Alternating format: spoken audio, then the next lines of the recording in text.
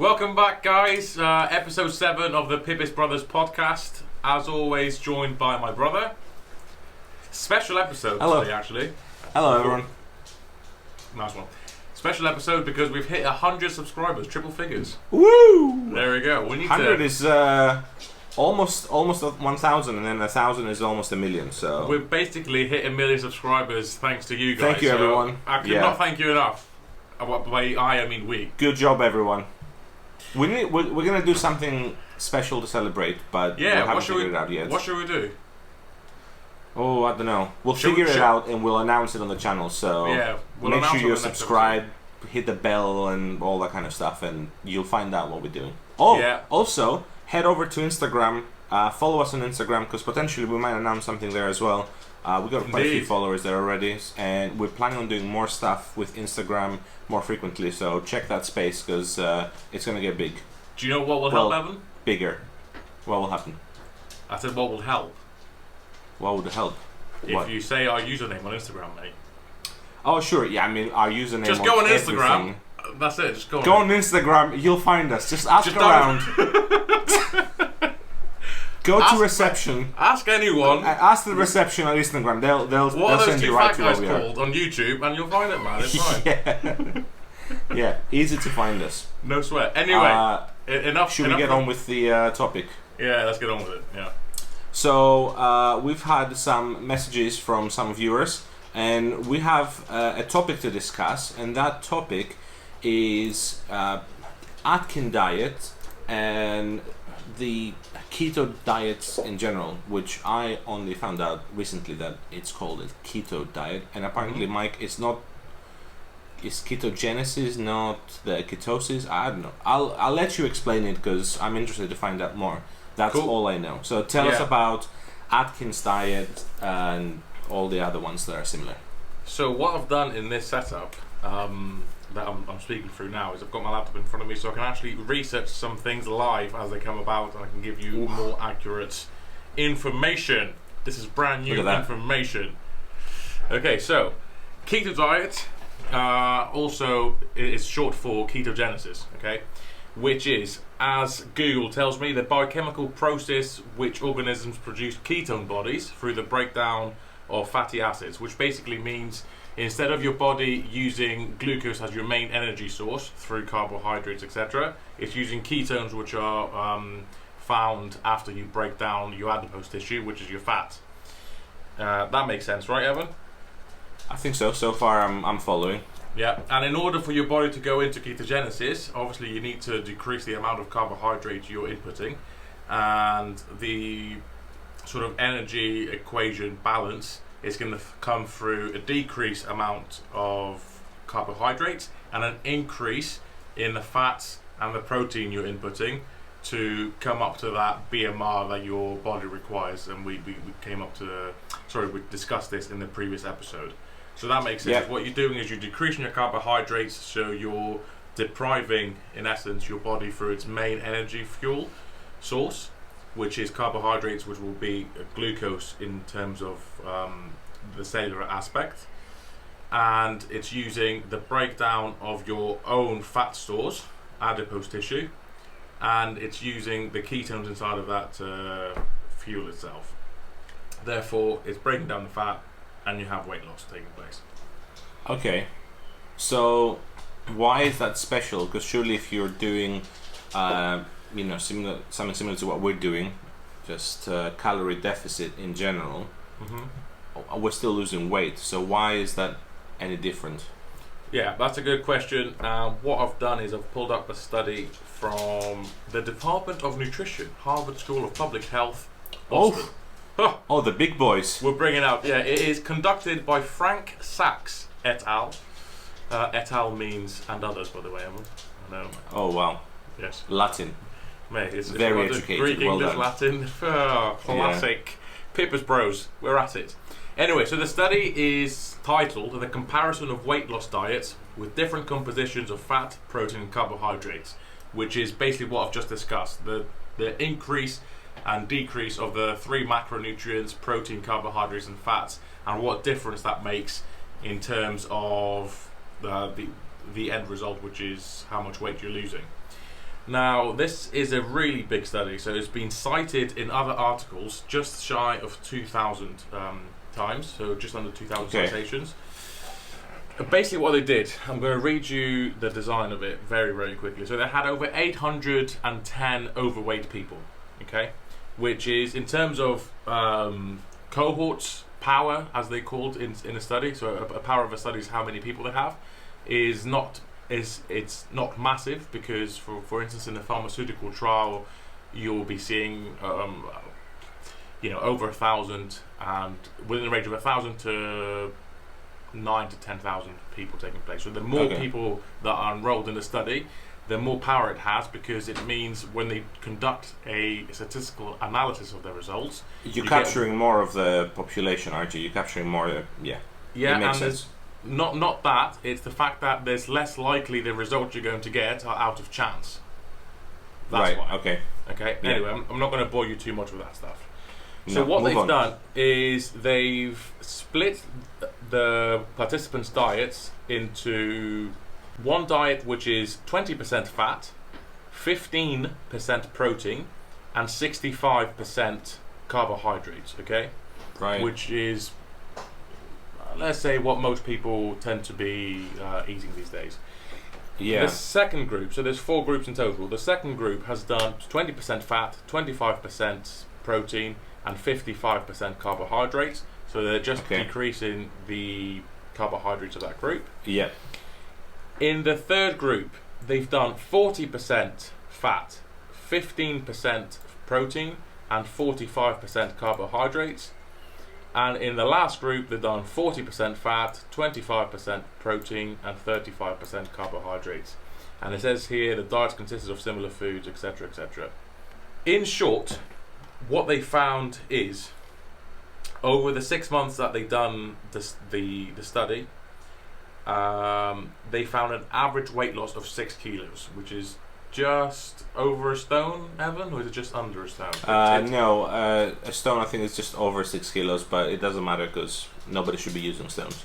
There you go. We covered that in the first episode. Yeah, we covered the first episode. If you don't know about it, go watch the first episode, and if you're still using stone after that, stop watching and subscribe now. So the take-home message of this study, and it was a big study, like I said, it's been cited just under 2,000 times, is that the reduced calorie diets, so what we've been talking about in this channel, which is finding your BMR, reducing your calories underneath that BMR so you can have a deficit taking place. So it says here, reduced calorie diets result in clinically meaningful weight loss, regardless which macronutrients they emphasize. So what does that mean? It's quite clear, but to break it down, regardless of what style diet you follow, high protein, high fat, high carbohydrate, low this, high that, whatever the other, the key is to have a low calorie or calorie deficit diet. That is what's going to trigger. That's what's going to make the difference to help you lose the weight. Exactly. Yeah. You're going to be in a deficit. Your body will be needing to fill that deficit. How's it going to fill it? Through the energy source provided by your adipose tissue, by your fat cells. It is pretty much as simple as that.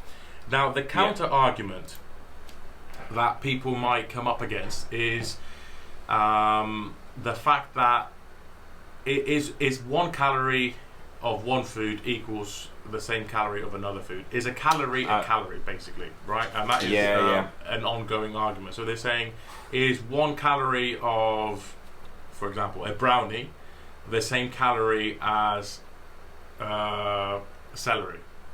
Yeah. Okay, they're both a calorie, but does it differ in terms of its thermogenic effect? Now, previously, we covered a bit about BMR, right? Mm-hmm. And what that is made up of.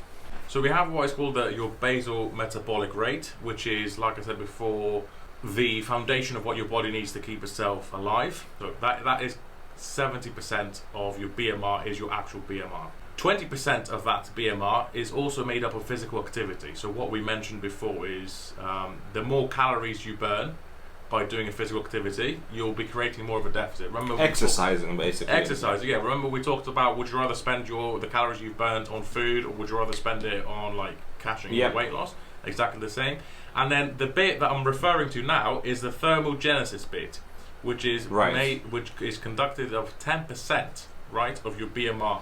What that means is how much energy does your body require? Does your your gastrointestinal tract, everything that's got to do with your metabolism in terms of the food entering your stomach, how much energy does it require to burn down and break down that piece of food you're inputting in your body? Because protein in general requires more energy to burn the protein than a fat, for example. Does that make sense? Yeah, I'm hearing some sirens in the background. Should I be worried? It's fine. It's just getting raided. Yeah, I think it's all the haters just coming at me. It's cool. Okay. That's one part of the argument. Now, there's no definitive answer here because a lot of research is still up in the air about that. So to find out how much it is a calorie. That's like the classic theory. 10% is not a huge amount, but at the same time, it's not negligible either. Because if your BMR says 2,000 calories, then you're looking at an extra 200 calories that could be there or could not be there, right? Is that how? Yeah, depending on the type of food you're eating and how much energy it requires. Yeah. That we're getting into some very strict, in-depth science when we're talking about these things. But sure. the take-home message for most people that literally just want to lose weight is to identify your BMR, your basal metabolic rate. So let's say 2,000 calories, and then start inputting around 1,700, 1,600, 300 or 400 calories below that to create a deficit and obviously start burning fat. That is a take-home message. Like this study here, conducted in the University of Harvard, cited a number of times, basically says that reduced calorie diets result in clinically meaningful weight loss, regardless of which macronutrients they emphasize. Sure. So that pretty much answers the keto question. Now, on the other hand, I've said to everyone before, and anyone that speaks to me privately knows that I'm not a massive fan of keto because it restricts the types of food you can eat. And the key to successful dieting is making sure you stick to it.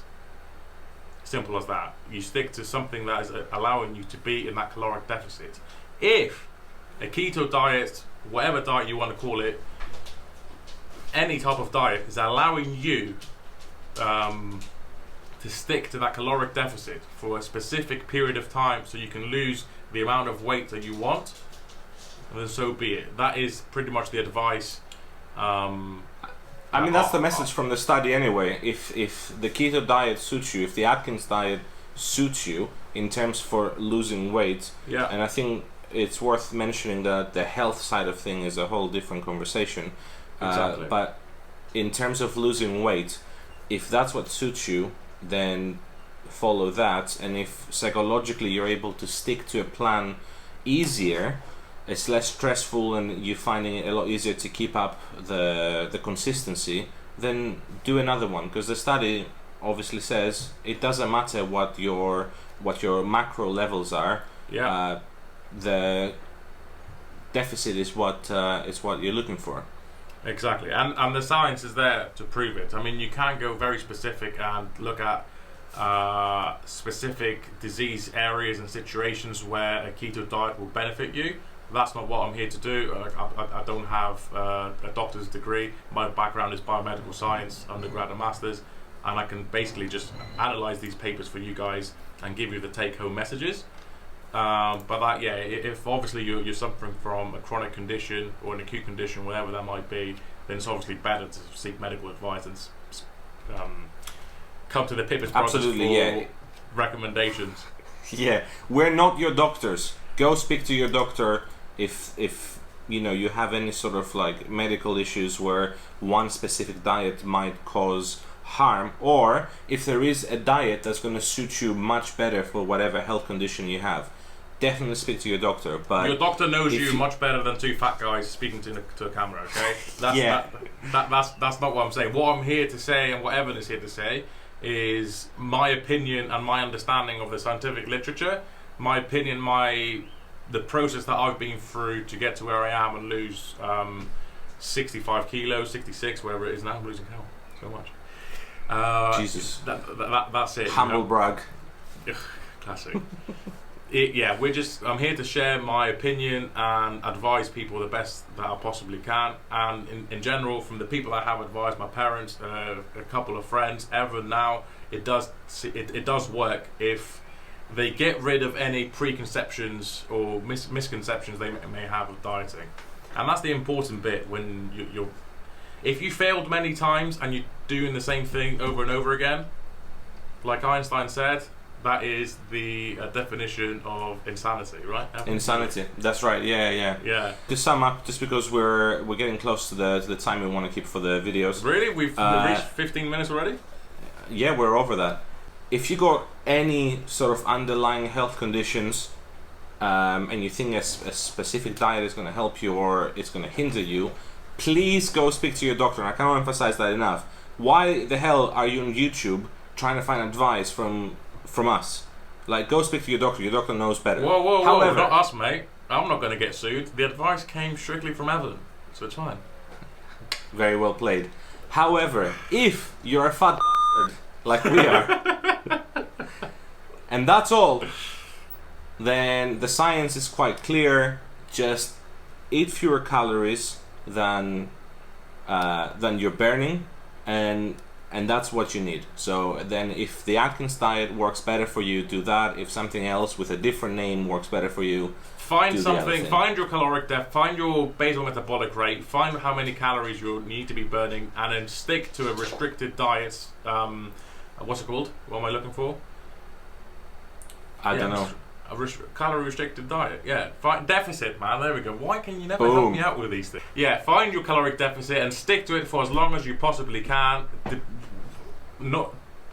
it's 1,600 calories, find 1,600 calories that you like, and you're going to stick to it for months and months and months, and that's all that matters. Do whatever you must do to be in that caloric deficit and increase that caloric deficit by exercising. End of episode. Thank you very much. Next. Good night. And before we sign out, let's mention you're wearing different headphones again. What the hell is going on? I did. Seriously. Seriously, what is going on? I've recycled, okay? I'm poor now. I'm starting to recycle headphones. So what we're doing is I'm FaceTiming Evan on the laptop, and obviously I've got the camera set up here, and he goes, "Look, I can't hear you very well. It's really It sounded quiet." like you were whispering. Terrible. Bearing in mind, quality. we went for a whole bloody episode last time, and he didn't complain once, and now he's like, "Huh, I can't hear you." So I had to put these ones on and look like an idiot. Cavidiot. God, we need to set up that headphone fund. Guys, it really please, needs to happen. Anything you have, just get me some proper headphones. And on that note, we'll say thank you for watching, and goodbye until next time. Yeah, and go on Instagram, find us. You don't need a name tag, anything like that. See you later, guys. Just ask around. the people there are really helpful. They'll point you in the right direction. See you next episode. Bye. Bye, guys.